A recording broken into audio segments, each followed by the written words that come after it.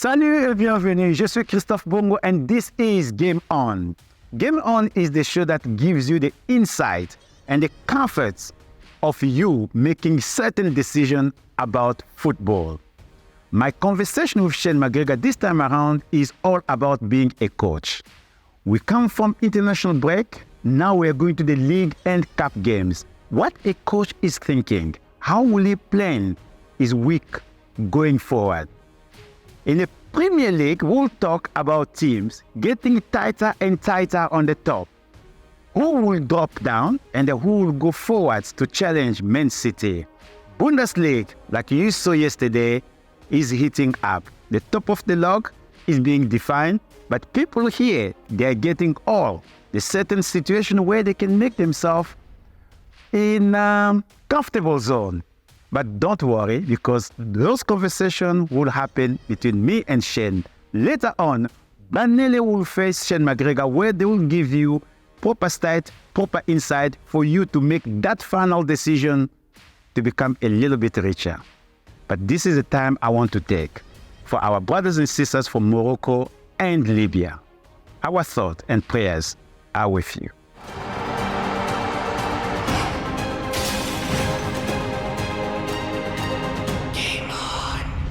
I promised conversation with Shane McGregor, and I am here with him like every weekend. Shane, we just come from international break. By the way, I hate it. You just start the season, boom, you go to international break and you go for almost a week. I want to put you back in the change room as a coach. When I mean change room is with your staff. How do you manage this period as a coach, especially if you're in the team where your squad is 27 players, and then you lose 12 of them playing in a different country, different continent around the world? How do you manage the situation with the remaining players?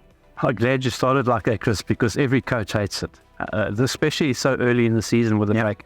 Some coaches hate it, some coaches love it. Because of Why do they love it?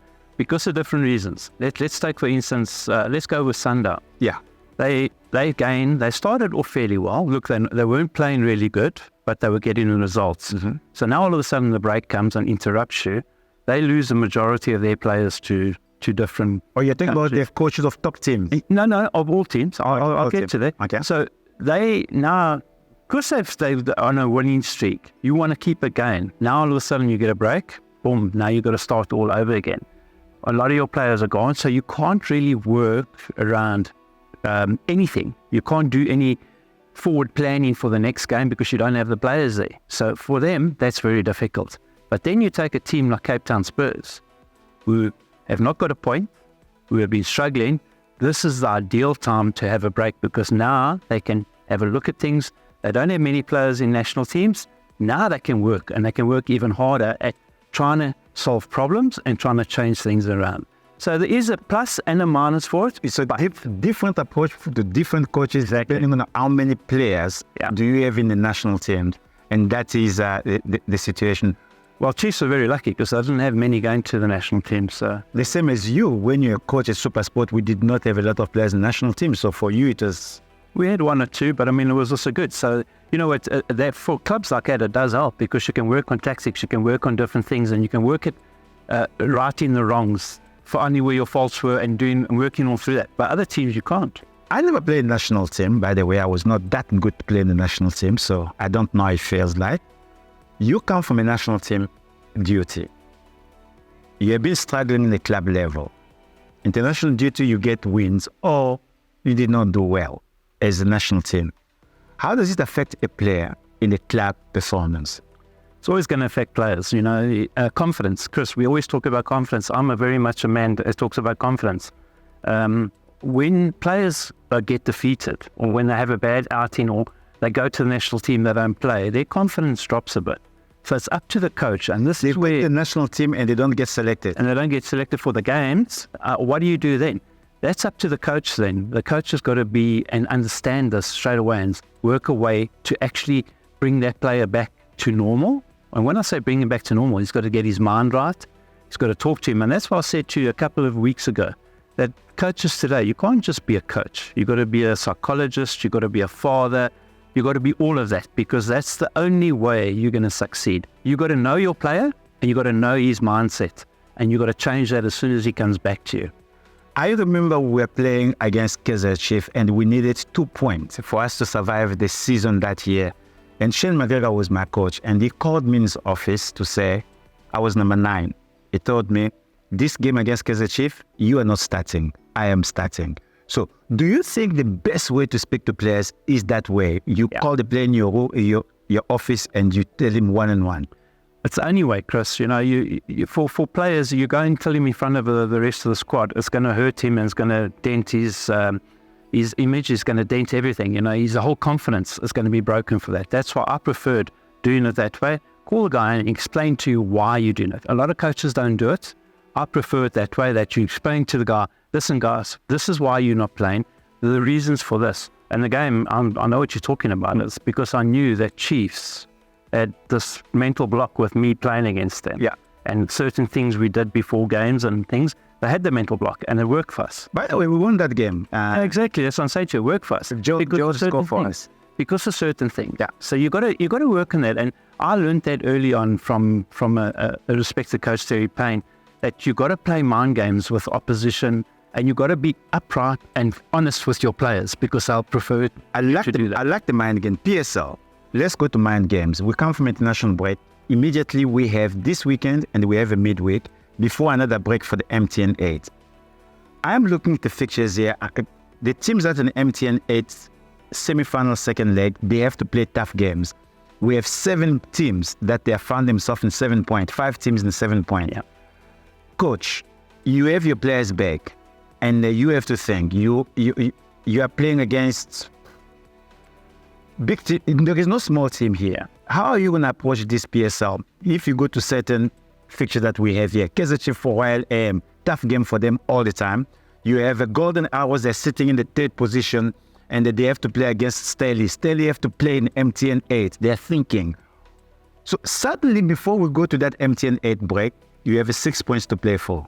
What is the approach? The approach is go out and get all 6 points. You have to, Chris. For certain teams now, it's come to a stage where you've got to get the points. Look, Golden Arrows are going well at the moment. So for them, it's just to keep that gain again. Now, pick up on where they left off and try and keep that momentum gain. So for them, it's a matter of just doing what we have been doing. They've been lucky. They don't have many players in national teams, so they would have been able to work. So their training was normal. Their training was normal. You'll probably find they played a friendly or 2 just to keep themselves going. So for them, it's ideal time now to pick up points. A lot of teams are playing in Africa, so they won't be playing on the weekend. So for Golden Arrows to get 3 points now or 6 points in the next 2 games, they might even be top of the log. We will look at the table and we'll go to a break. But when we come back, we'll look at quickly on the table and the fixture that will change those tables.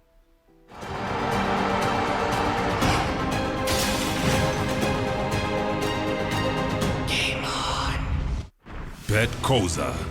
In a world where legends are born and dreams take flight, where passion meets opportunity and determination knows no bounds. It's a world of the game within the game that brings the thrill of victory, unforgettable memories, and endless possibilities. Where sport and entertainment collide. The game starts here. Anytime, anywhere, any device. Bet Koza. Bet now.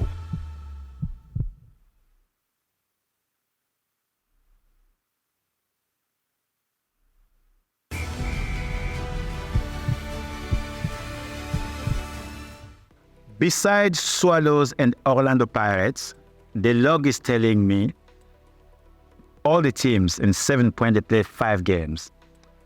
I want you to put something on the table. If you have to be betting, who do you think? Because they've got 7.7. We have Orlando Pirates, Kaizer Chiefs, Swallows, Sekukune, TS Galaxy, and the Royal AM. All of them, they've got 7 points. By the weekend of MTN 8, who do you think will regret the 6 points here?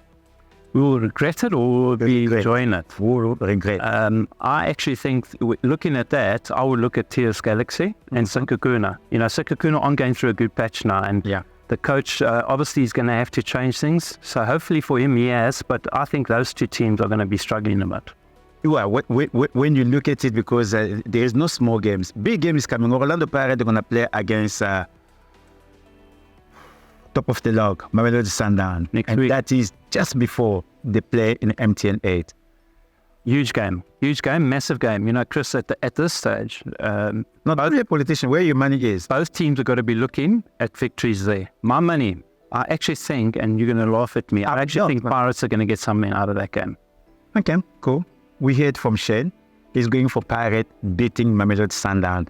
Remember, Mamelodi Sundowns, if they get a result this time around, they would equal Kaizer Chiefs record of unbeaten. So it is a tough game. We fly a little bit to the English game. And there, every single team play 4 games. And then you have the top team of these tiers. They all lost not less than 10 players in international duties. And the way. I'll come back to you. You, the coach. The way European they play with drills. Drills. You break that momentum of a week. No drills. You go to different coaches, teaching them different things. How do you approach this? You just got to be, as I said, as a coach, you got to be, just change the mindset as soon as they come back. You must remember as well, a lot of these players are traveling far distances. There. So for them, they'll only be getting back on the Thursday evening, maybe Friday morning. You're going to be playing the Saturday. It's a matter of just trying to integrate him. And good coaches will have a look and say, is he ready to play? Is this player ready to play? And you can see more or less, you know, Chris, these coaches know which players travel and how they travel and what happens. A lot of the guys nowadays, and I mean, I know Man City do it, get themselves private jets and fly guys in as soon as possible because it's important for them. But you got to see which players are ready. You know, you might have picked up a small niggle. Players come back a little bit despondent again, but a good coach will change that around. I want to look at one fixture in this. It is Man United playing against Brighton. Last season, Brighton looked like the team coached by an alien. The way they were moving the ball, not have big names, but the way they were moving. Man United, it looked like the team that can even challenge. And suddenly, the wings just clipped. Do you think in this game, Man United will be a great opponent for Brighton, or Brighton will get 3 points here? You know, I had a look at this, Chris, particularly this game. You know, Man United got a lot of problems. They got down the right, you know, they got 2 players out there, so we got big problems there. Come back exactly for whatever point. Right, what do you think of this game? I think of this game, I actually do think that Brighton's going to get something out of it. I was looking, when I initially looked at it, I thought Brighton will win. My initial thing was Brighton win. I've changed that a little bit. I'm looking towards the draw now. Man United, I told you at the beginning of the season, haven't changed much. They haven't brought it to back. That's where they are the weakest. And for me, it's still like that. So I'm going to think a draw's on the cards in this game.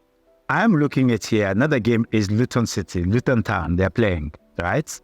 They look like the South African team, which is Cape Town Spurs. No win, 0 point on the table. You are a newly promoted team. Are you seeing that their coach getting fired this end of this weekend? I wouldn't say at the end of this weekend. If he loses. No, he's going to lose. But I won't say at the end of this weekend. It's still too early. So your money is already that Luton City are losing this game? Yeah, they're going to lose this game. They're not going to get a result out of that one. So I can't have them. I want to be in the room to hear what you and Barrel will talk about, because it seems like you know what's happening. Friday result in the Bundesliga just changed everything. You have the top of the table playing, suddenly gives the chance for the other teams to come in. What do you think will happen in the weekend? Because they already know what happened yesterday. Well, you've got a lot of teams on 6 points. Chris, Leipzig, Hoffenheim, Freiburg, to name a few. So now all of a sudden, these teams are looking and saying, whoa, we got a chance to move up the log, to be right there. So it's a deal thing. I mean, do you have to even motivate teams like that? I mean, they're going to be very close to being top of the log. What a motivator for teams. Do I have to motivate you for the new market that you're talking about? Listen, I have absolutely no idea. That's why I'm learning. That's why I want Banele to be here, because in football, we win only when the game is finished. Currently, at home, you can win before the end of the game. Stay tuned, because Banele is joining Shane McGregor to talk about the new market that I had no idea. Don't most.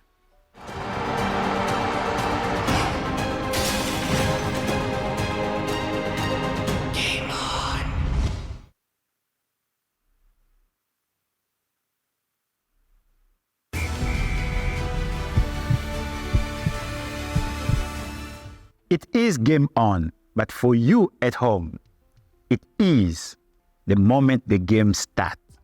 Why? Because Banele and Shane, they will give you the insight that will change your decision for this weekend games. Shane, international football is done and dusted. Business as usual this week. We always say that, historically, the week after the international break is a nightmare for punters. So what makes it so difficult? Yeah, people being away, players getting back late, a lot of things, and it's always difficult. But, us punters, we're always going to have a bet, so why not? Yeah, we have to be wary. And this week we will go with the safest market, which is win either half. So we want a team to win either the first half or the second half. So, that's a very, very safe bet, because the week after the international break, like Shane mentioned, it's usually very, very tricky because some players return late, like you mentioned earlier on. So the first game we're going to start with Shane. It's at Craven Cottage, Fulham hosting Luton Town. What do you think of this game? Yeah, I'll tell you what I think about the game now. I just wanted to reiterate that with this, even though if you take your team to win the first half and they lose the game, you still win as the punter. So people must remember that out there, that you got to back just the half you're winning. It doesn't matter if you win or lose, as long as you win that half. Yeah. That's the good thing. That's the good thing about it. Exactly. But we went to the Sun. Fulham, they come up against Luton Town. Fulham have been going well. Luton, as we all know, no points. Historically, you've got to look at this fixture when goals were scored. And this is the good part about this. You need to have a look at it when goals are scored, when goals are conceded by teams. So it's not just a matter of, I think they're going to win the first half. No. Go back and have a look at history. And if you look at this one, Fulham are scoring always early in the game against Luton. And I think this is going to continue here. So I'm going to go, with Fulham to win the first half against Luton. Fulham to win the first half against Luton. You mentioned scoring early. The last time these sides met were in last year in the championship, and Fulham won 7-0 at Craven Cottage. Yeah. Would you be surprised if we see a similar scoreline in this fixture? I wouldn't be surprised, because as I say, I think Luton are in big trouble, but Fulham again well, so I couldn't be more surprised than that, Yeah, we've been saying that anything against Luton Town, any team that is at home to Luton Town is a banker, and I think this one I'm in agreement. Banker in everything. Fulham have scored 10. They've scored 4 goals. They've conceded 10 though. It's a bit of a worry, but the 5 came against Manchester City in the last game, so we can draw a line in that one. Moving on, Shane, a team that has impressed me this season, Ange Postecoglou's Tottenham Hotspurs. They've been absolutely fantastic. 2 points behind Manchester City. They're hosting newly promoted Sheffield United. Do you see Spurs as a banker in this game? I do. I had a long, hard look at this, and I like the way Spurs have been coming on in games, playing the second half, and the history says that Spurs are going to be doing that up against Sheffield. Yeah? So I think I've got to go with Spurs to win the second half, and they'll probably win the game as well, but just to win the second half, that's for me. Yeah, when you look at Spurs, Hurricane left, we all thought, okay, they'll struggle for goals. They've scored 11 goals this season in 4 games, and you've got Son scoring 3. So is he the replacement for Kane? Like, is he the go-to guy for Kane? I told you beginning of the season, it's not a problem because everything was played around Kane. Now they're free to play as they want, so that's why Spurs are doing that. I've always had a problem with Spurs. When you look at them, they've always had exciting players that play well, but they've been coached by Jose Mourinho, Antonio Conte, coaches that are very, very defensive. When you look at Postecoglou, he's just free-flowing. He lets them play. Is he the right coach for Spurs? He is the right coach for them, and he plays their type of football. And at long last, they play in their type of football. That's why they're getting results. Yeah, like Shane McGregor mentioned, with this market, Spurs to win either half. So we're not if they win the first half, whatever happens in the second half is irrelevant. But if they don't win the first half, then there's a chance for them to win the second half. So the score line at the end of the day doesn't matter as long as you win one half. So yeah, Shane, we're moving on. We're talking about a team that was very, very lucky last time, Arsenal against Man United. They scored late goals. We thought they'll be drawing at home. They're going to Everton. The last time they visited Goodison Park, they lost, which was a huge upset last season, and it played a role in them not winning the title. Do you think Everton can cause another upset against Arsenal? They can, but I do think Arsenal are going to win the second half, yeah. As we've seen with Arsenal of late, they're scoring late goals every time. Arteta time is it's called now, so that's the only bet I want to go with. Arsenal to score late in the game and win the second half, so that's what I'm going to go with. Shane, we mentioned that, some players losing, some teams will lose a lot of players due to international break. And Arsenal are one of those teams that had a lot of players that were out on international break. How much of an effect will it cause going into a Goodison Park, a ground they haven't been doing well at?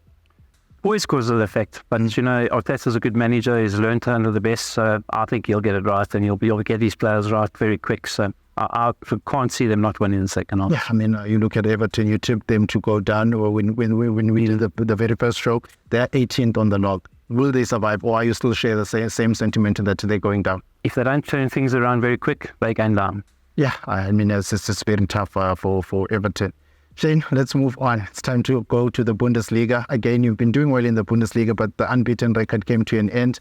We've got a team like Leipzig. They fought on the table now with 6 points from 3 games. They're hosting Augsburg. Augsburg, yes, the table will say they're 12th, but they are a team that's always there when they're about, especially when they're playing the big teams. Do you see Leipzig winning either half?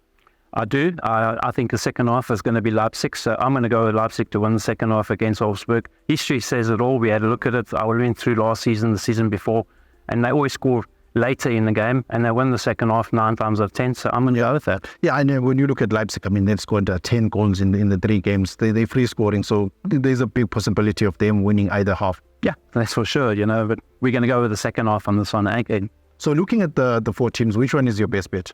The best bet out of these is going to be the Arsenal one, because of their late goals and the Arteta time and then scoring very late in game. So for me, that's going to be the best one out of all of these. Arsenal to win the second half for me. Sure. For me, the best bet would be Fulham against Luton Town. I think that's the bank of the weekend. Luton Town haven't been doing well. But yeah, that's it from myself, Ubanele Piwa and Shane McGregor, City Salaniga.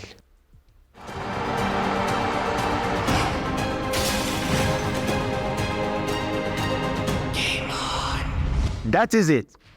But guess this. Each time I listen to Shane and Banele talk, I feel like I'm a student. I have to learn about new market, new options. When I was growing up, for you to win something, it's once. But here, first half, second half, I hope you got it. In football, you win at the end of the game. At home, you win in the first half or second half. That is it. This was Game On, because the game starts here. Until next time, au revoir.